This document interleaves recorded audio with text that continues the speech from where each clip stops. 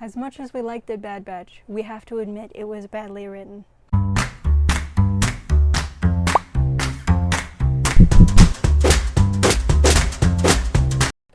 I mean, think about it. Omega gets anywhere between 80 to 90% of the screen time. They speed run Tech's character development just so they can kill him off.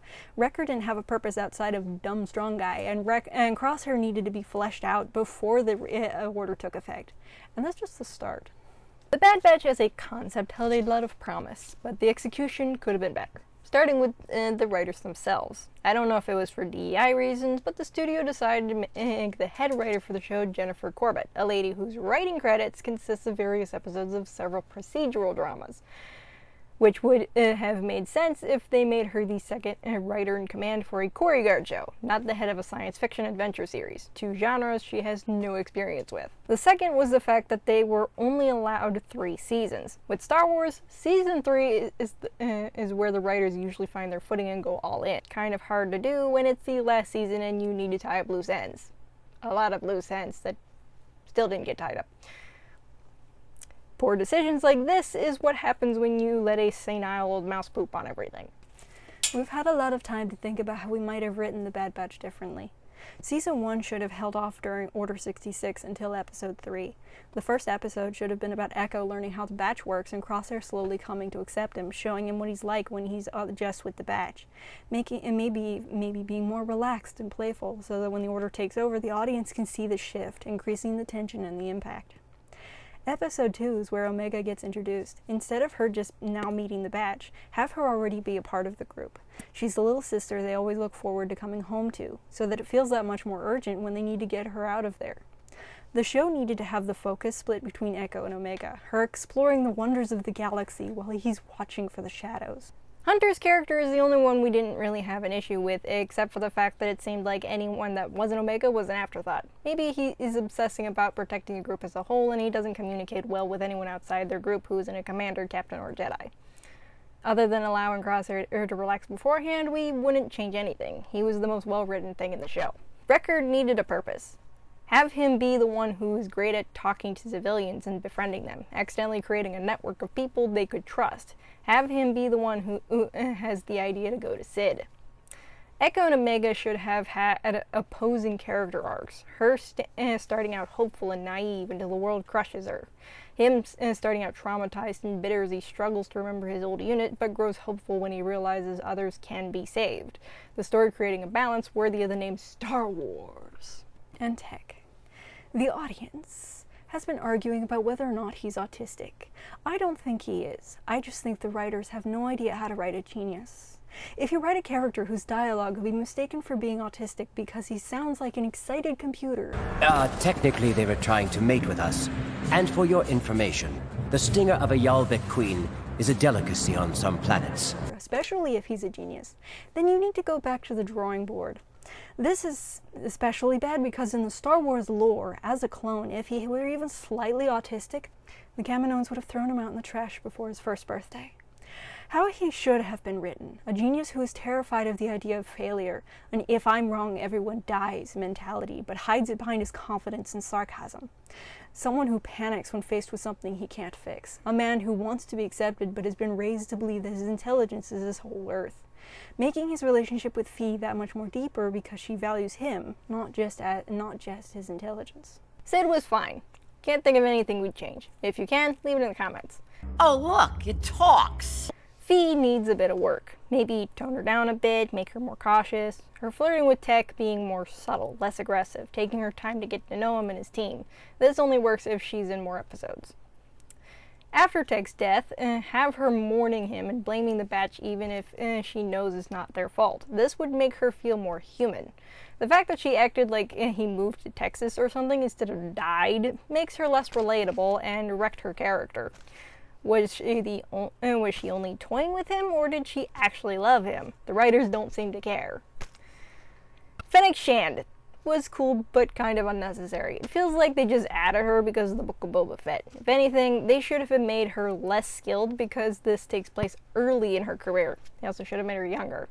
Have her grow into the girl boss we see in Boba Fett instead of feeling like a Mary Sue. We interrupt your lovely program with an ad.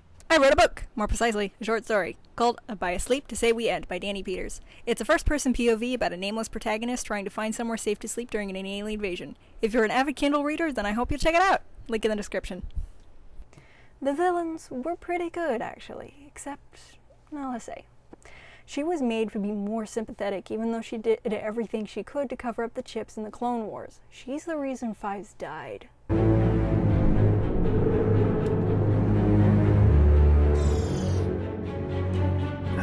No. Wait. No. What was that? What did you do? You drugged me. You have done all you can, Doctor. I trust you will keep these safe. Of course, Chancellor.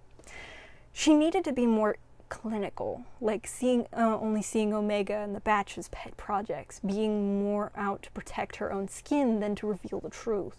Having her acknowledge to the audience that Omega was a separate project, misleading Tarkin and the Batch. Because of her involvement in Fives' death, there was an inbuilt storyline between her, AZ-3, and Echo. Even better if Fox was also involved. Throughout the series, there needed to be moments that had nothing to do with Omega. She had a tendency to suffocate the show by stealing the focus of any given scene. There needed to be times where the guys interact with each other without her, showing the audience their bonds and how they act based on who they're with. Echo and Tech almost got that. It's ironic. Clones wanted names instead of numbers. Yet now people are signing up to be given numbers. It's ingenious. You could create a database to identify anyone in the galaxy. Glad you're impressed. But where are we going to find the data for these chain codes? And the disks? Already thought of that. Clones now control the spaceport.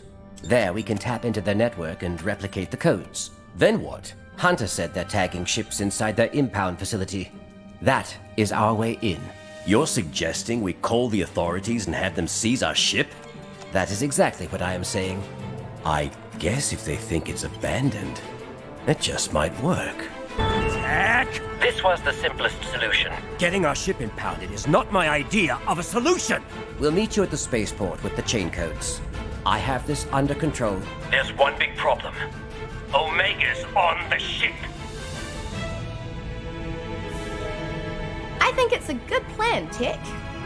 So much for simple. Transformers Rescue Bots is aimed at a younger audience, and they understood this. Despite being the main protagonist, Cody allows entire scenes or episodes to happen without him. The second season of The Bad Batch seemed a bit aimless, other than for Tech and Echo's rapid character development, which wouldn't have been necessary if they'd properly developed the characters from the start. Season 2 needed a goal. What that would have been, we don't know. And the third season needed some lights. The Bad Batch grieving makes sense to have the scenes dim and grimy, but the bad guys needed contrast. They're victorious and should look the part. They shouldn't have had They should have had blinding bright rooms and sterile cages, oppressive in how clean and bright it is. Instead, every scene in The Bad Batch was so dark that you couldn't see squat, and the villains' lights were so dim that it made the place feel dirty and unprofessional, even in the clean, sterile labs. I was half expecting scientists to stumble and lose precious vials and data pads. It was that dark. That, and in trying to wrap things up, the writers left more questions than answers, leaving the ending underwhelming. Rampart killing Nala Se was just salt on a wound, and there was just episodes where you had to wait a really long time for anything to happen. But there was cool action scenes where it counted, so I'll give them that. This revelation came to me in a dream. Omega should have died, not Tech. There are a few reasons why. Firstly, the emotional impact of his death was underutilized in the story. The fans grieved harder than the characters. Hunter's focus was entirely on rescuing Omega, and he struggled with Tech's absence, but only like he'd run off. Echo filled in for him where it was needed, but again, if he could be so easily replaced, what was the impact? Hunter, after losing both Tech and Omega, should have doubled down, fracturing the team by holding too tightly to what was left, going to the extreme to get Omega and Crosshair back. In doing so, putting everyone at risk with poorly thought out plans only Tech could have fixed. Wrecker, blaming himself for not being able to save him, curling up with Lula and crying, wondering why it wasn't him. He follows Hunter in his foolhardy mission while holding on to what little of Tech is left. Echo believes that Hemlock is lying and that he's holding Tech in stasis somewhere. He argues with everyone who dares sway him as he searches for the information. As he searches for all the information he can find. He's already lost the 501st and Delta Squad. He's not losing anyone else. Omega basically shuts down for a while as she processes everything, going through more stages than the rest until she's ready to escape. Crosshair, after his rescue, slowly realizes that Tech is gone, going through the stages more quickly, lashing out at Hunter, wondering if Tech could still be alive on that world, realizing that he'd still be alive if he didn't choose if Crosshair himself hadn't chosen the Empire, arguing that they never should have come back for him, and finally learning to keep going.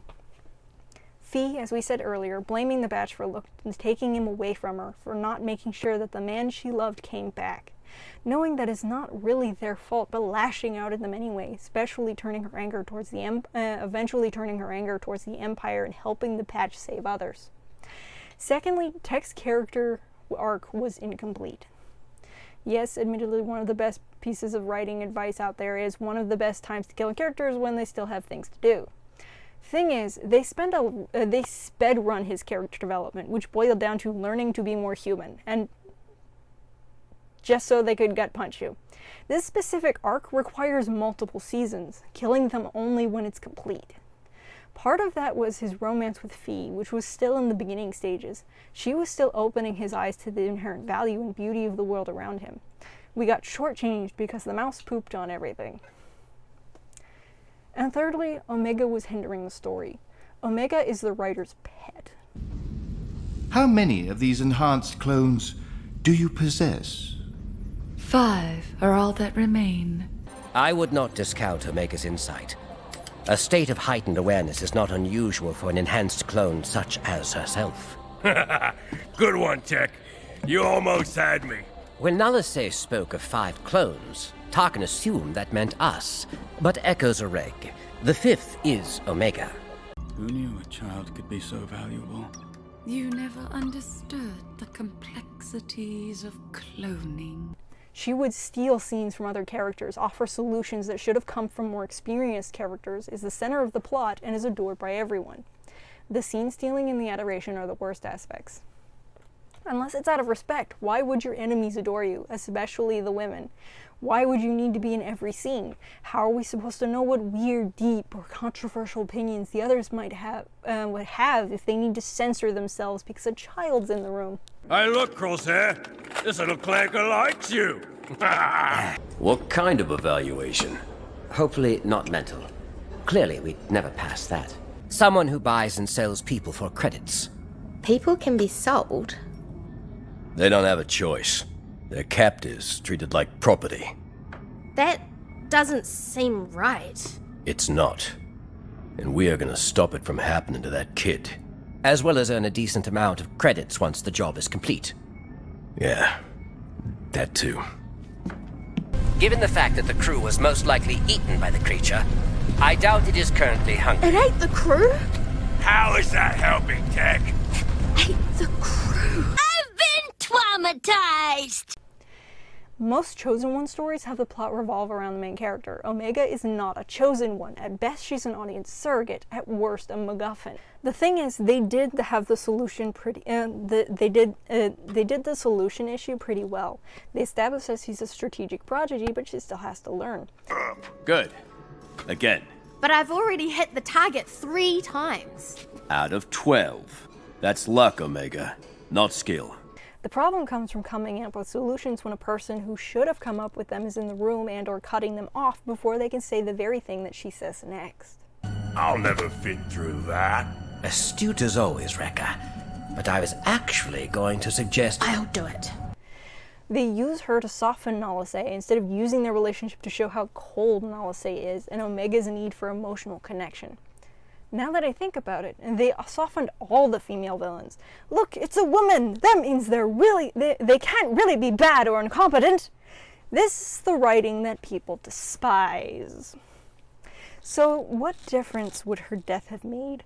Well, for starters, the writers would have cared more, her being the favorite and all. Nalase admitting to Omega being a special separate project whose corpse would have whose corpse would have been useful. The villains wouldn't need her alive, violating her memory and desecrating her frozen body. Hunter would lash out, as Omega was why he wanted to find somewhere safe. She was their future, doubling down on protecting what's left while blaming Tech and Wrecker for her death. Eka would take charge, moving in the plot to see the other to free the other clones, as they are the last thing worth fighting for. Tech and Wrecker would also be blaming themselves for her death, Wrecker focusing on honoring her memory while Tech seeks comfort from Fi, all of this causing a wedge between the group, particularly with Hunter. Crosshair would either find out about her death from Hemlock's assistant or wait until his reunion to find out. Either way, he would need to step up. He sees how many clones are dying in the experiments and decides to put his own issues aside to free all of them. Tech's death would have been a struggle. It should have been a struggle. Omega's a catalyst. Goodbye. Comment, like, and subscribe. Don't be rude to me. Bye!